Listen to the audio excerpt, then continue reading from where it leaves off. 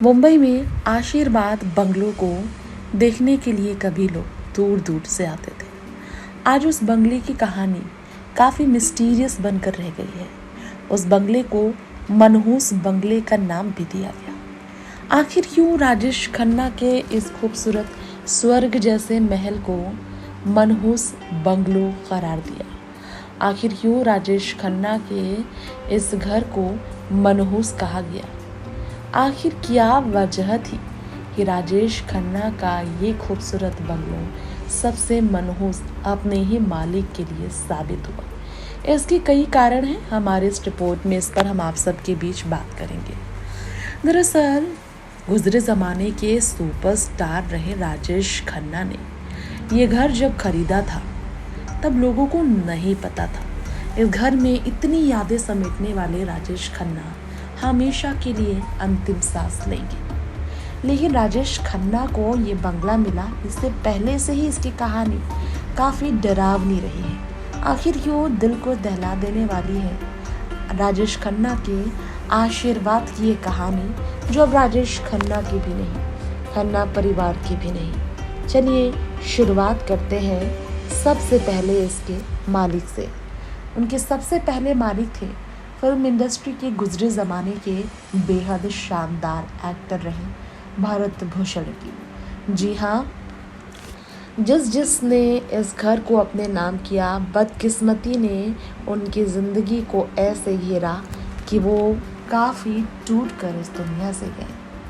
क्या आपको मालूम है हिंदी सिनेमा के पहले सुपरस्टार राजेश खन्ना, जिनकी क्रेजी फैन फॉलोइंग उस ज़माने में उनकी सुपर डुपर स्टारडम की वजह से आए दिन तारीफ़ों में रहती थी, फिर भी किसी को नहीं पता था कि ये स्टारडम राजेश की ज़िंदगी से इस कदर गायब होगा कि वो तड़पते रह जाएंगे और लाइमलाइट की दुनिया में उनकी जगह कोई और लेगा। 70 के दशक में अपनी फीमेल फैंस को लेकर वो काफ़ी मशहूर थे, जो खून से अपने फेवरेट राजेश खन्ना के लिए लेटर लिखा करती थी।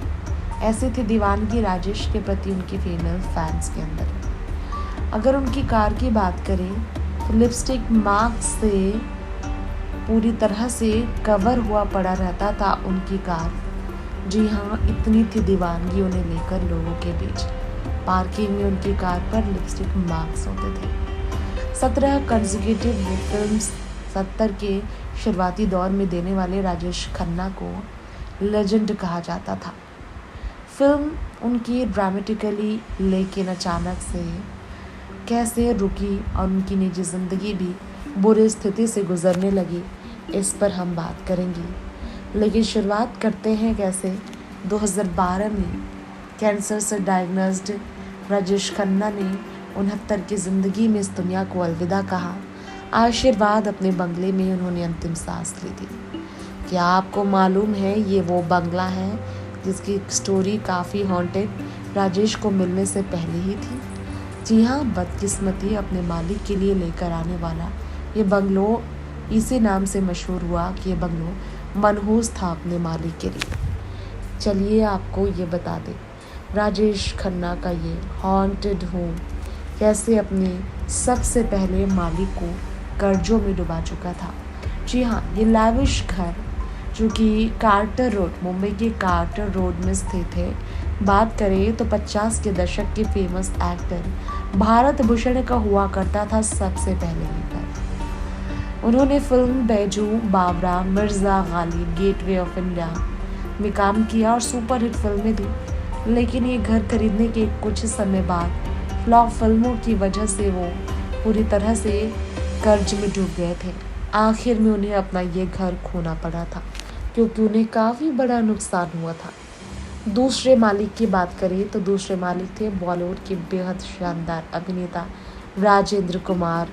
उन्होंने कभी भी भूत प्रेत की कहानियों पर विश्वास नहीं किया, लेकिन फिर भी उन्होंने 60,000 में इस घर को खरीदा और बताया जाता है कि मनोज कुमार ने उन्हें सजेस्ट किया था कि घर में शिफ्ट होने से पहले वो उस घर की पूजा करा लें। इस घर के नाम डिम्पल दिया था राजेश ने। अपनी बेटी के नाम पर इस घर को उन्होंने लिया था। लेकिन 1960 के बाद 1968 और 1969 के बीच उनकी फिल्में रुकने लगी और उन्हें काफ़ी बुरा नुकसान झेलना पड़ा। हिस्ट्री ने फिर से दोहराया और फिर वो इस घर को बेच चुके थे। अब चलिए बात करते हैं यहाँ हमारी इस रिपोर्ट में ख़ास तौर पर राजेंद्र के बारे में। जी हाँ, राजेंद्र के बारे में बात की जाए तो राजेंद्र कुमार ने राजेश खन्ना को ये भेजा था घर। पहले ये घर राजेंद्र कुमार का ही था। 3.5 लाख में राजेश ने इस घर को खरीदा था। बताया जाता है कि आशीर्वाद बंगलों में खूब पार्टी करने वाले राजेश खन्ना ने किस तरह से राजेंद्र को काफ़ी ज़्यादा तकलीफ में देखा था।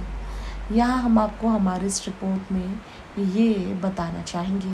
जी हाँ, राजेंद्र कुमार भी कर्जों में डूब गए थे अपनी फिल्मों की वजह से, फिल्मों के रुकने की वजह से, और हिस्ट्री फिर दोहराता नजर आया। इतिहास फिर दोहराया। राजेंद्र कर्ज में रहे और 3.5 लाख में इस घर को राजेश खन्ना को उन्होंने दिया। राजेश खन्ना ने आखिर में राजेंद्र को कन्विंस कर ही लिया और इस घर में वो एंट्री कर बैठे।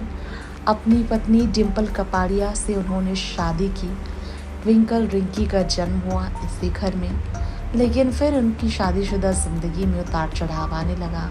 डिम्पल कपाड़िया ने राजेश खन्ना का साथ छोड़ दिया और फिर आपको बता दें 70 के दशक के अंत तक राजेश खन्ना की फिल्में भी आना बंद हो चुकी थी। फिल्मों का हिट होना भी लगभग बंद हो चुका था, जिससे राजेश खन्ना बंगले के कमरे में विस्की का ग्लास लेकर बैठे रहते थे, आराम फरमाते थे। लेकिन कभी इस घर को बेचने का उन्हें ख्याल नहीं आया था, क्योंकि ये उनके दिल के बहुत करीब था और इसे टोकन की तरह वो लिया करते थे अपने ग्रेट स्टारडम का। फिर राजेश खन्ना का जब वक्त जाने लगा, 2014 की बात करेंगे। ट्विंकल खन्ना और रिंकी खन्ना ने राजेश के निधन के बाद 2014 में 603 स्क्वायर मीटर वाले इस बंगलों को 90 करोड़ रुपए में बेचा। इंडस्ट्रियलिस्ट शशि किरण शेट्टी के नाम पे इस बंगले को भेजा गया और आपको बता दें वो शशि किरण शेट्टी जो 5वें ऑनर थे इस बंगले के, उन्होंने इस घर को 3 हिस्सों में बांटा क्योंकि उनकी 3 बेटियां थीं। ऐसे में आपको बता दें कि तीनों बेटियों के बीच शशि किरण शेट्टी का ये बंगलो डिवाइड हुआ और फिर कुछ दिनों पहले बताया गया था इस बंगले को तोड़ा भी जा रहा है। इससे पता चलता है कि राजेश खन्ना के लिए बंगलो जो कीमती था, उनके जाने के बाद इस बंगलो की कीमत भी नहीं रही। नेक्स्ट 9 लाइव की रिपोर्ट।